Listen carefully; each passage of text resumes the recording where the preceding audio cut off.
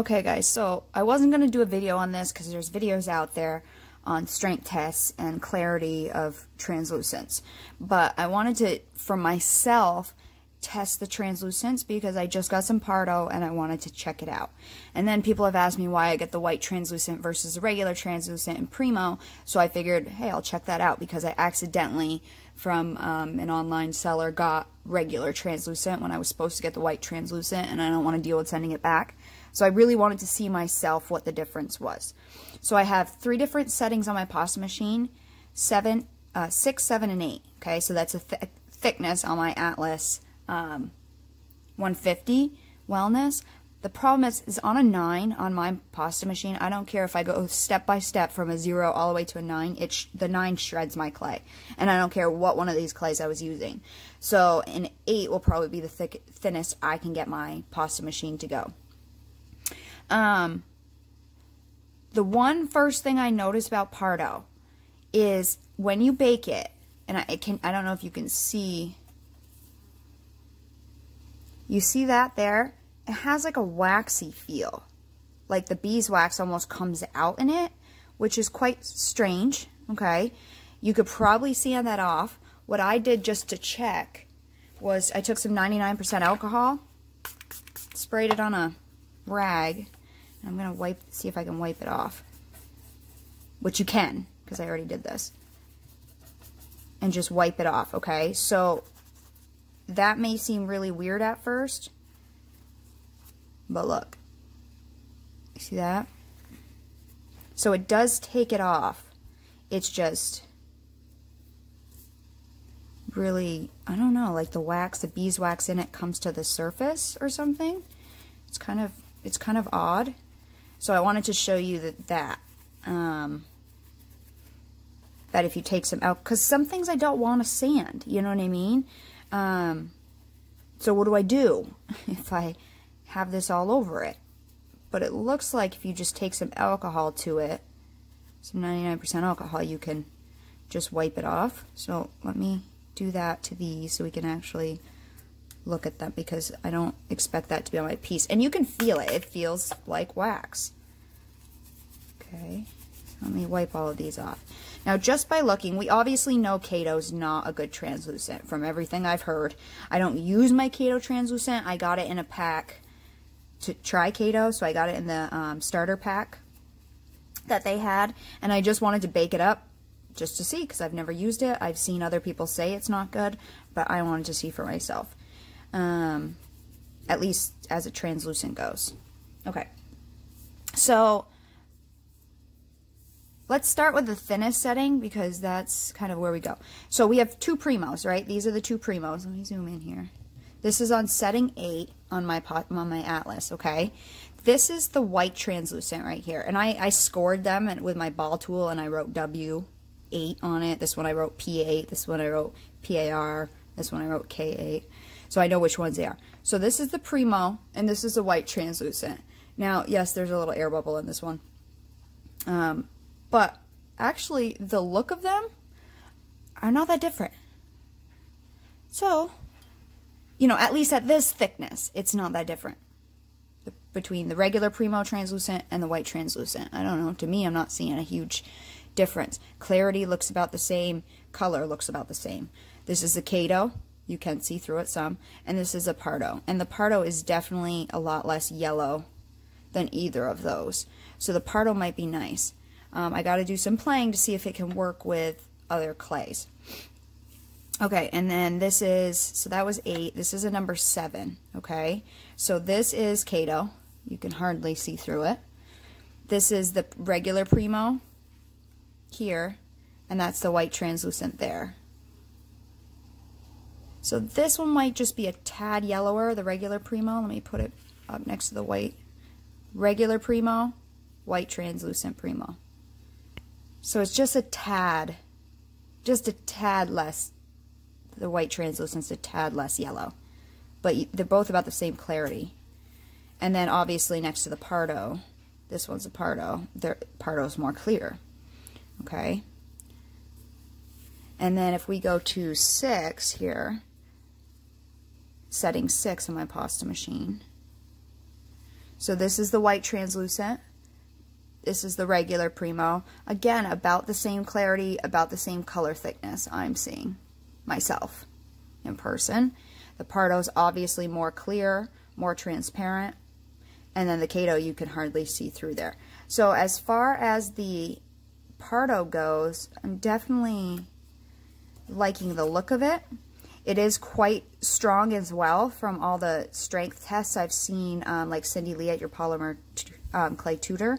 She does a lot of tests, so if you're wondering if a product might work on something, she has tested a lot of products. And she does really good tests, so she applies it to a baked and a raw, or sometimes both, sometimes one or the other, depending on what the product is. And she lets it sit for a couple months, and then she comes back and tells us what the results were, if it made the clay go sticky, you know, whatever. So definitely check out Cindy Lee at your Polymer Clay Tutor. She has strength tests. She has clarity tests as well.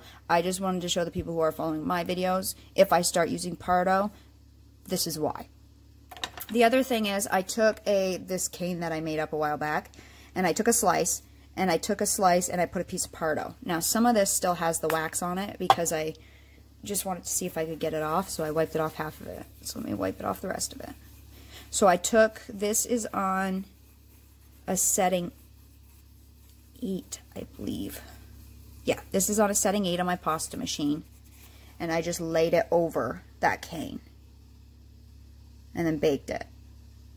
It's not too bad at all. So like if you were going to do like, what I was thinking with doing this, one is, this is Primo. So I wanted to see how it baked on top of Primo. 2, I also was thinking like, okay, if you apply chalks or alcohol inks to a veneer, but yet you want to sand it or something, and you apply that really, really thin sheet over it, how clear would it be? And that's actually quite clear. So this would work well for that watercolor technique. I would say it's Samantha's, but I've actually, when I looked on YouTube, someone posted that technique a couple years before her. So it may not be, so I'm going to say the watercolor technique. This would work well as the translucent. The next thing I'm going to say is Pardo bakes, technically, it says 248 degrees Fahrenheit or 120 Celsius, so 250. I usually bake my Primo, my Kato, Souffle, all of that at 275. So 250 is a little low if I'm going to be mixing these. So what I did, these are all baked at 260.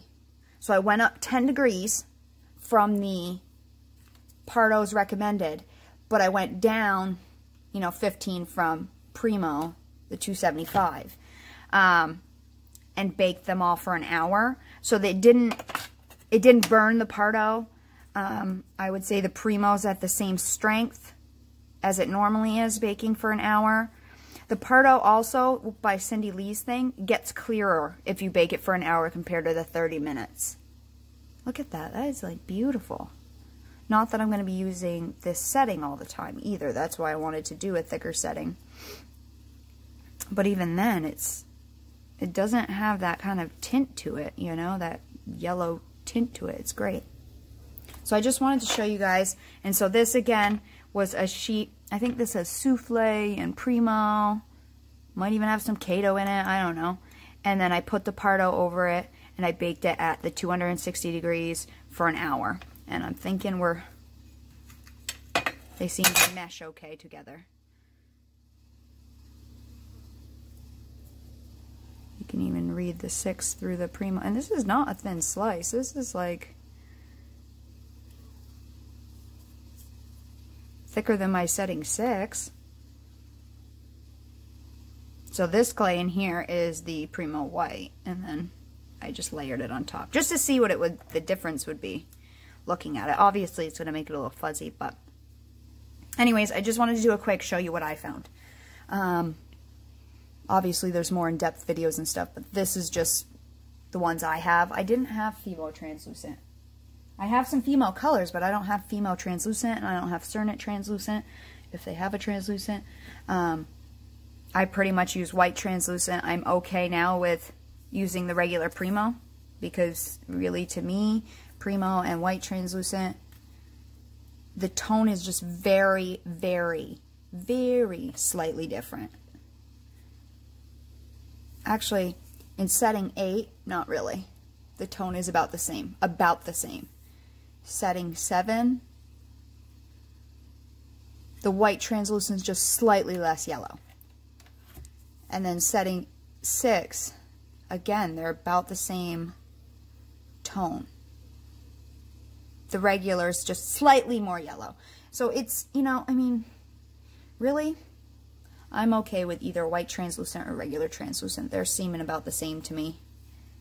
The Kato obviously is not a great translucent, and the Pardo is amazing. So we may be playing with some more Pardo, you know? I don't know. It's kind of expensive. I got it on Etsy, I think from Linda's Art Spot. I got a 5-pack. You can choose your colors. So I got a 5-pack. I got, or it's either, is it a 6-pack? 1, 2, 3, 4, a 6-pack. And you could choose different colors. So I got 5 of the translucent and 1 of this aqua. It says transparent aqua, aqua translucent. So I got 1 of the aqua because it looked like a cool color. So, anyways, that's it. I'll see you guys with our next project.